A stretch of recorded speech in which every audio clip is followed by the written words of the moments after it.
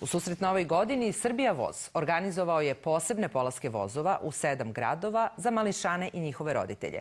Druženje sa Deda Mrazom i podela novogodišnjih paketića čine tu vožnju vozom drugačijom. Zabeležili smo putovanje na relaciji Niš-Doljevac. Nestrpljivi i uzbuđeni mališani čekali su na glavnoj železničkoj stanici u Nišu specijalni polazak voza.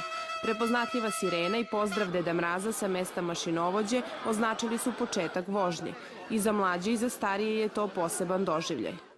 Mi smo oduševljeni, baš je lepo. Nama je drugarica rekla da postoji taj vozić i baš smo oduševljeni. Da se prvi put voziš vozom možda? Da. Kako ti se dopada to? Lepo.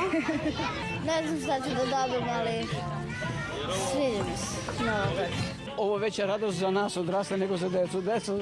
Jeste? Jer ja se, boga mi, više od 20 godina nisam vozio vozom. Ne pamtim u stvari kad sam se zadnji put vozio. I ovo prosto dođe malo kao egzotika, doživljaj. U duhu nove godine ukrasi, novogodišnji paketići i Deda Mraz koji je ulogu mašinovođe zamenio novom. U druženju sa ovim našim mališanima i našim drugarima, budućim korisnicima, gde se rađa jedna ljubav između železnice i vozova sa decom. A i posebna uloga je što je tu i moja mala ćerka od 9 meseci, tako da sam i tata Deda Mraz. Drugu godinu za redom Srbija voz organizuje novogodišnji voz za najmlađe i njihove pratioce.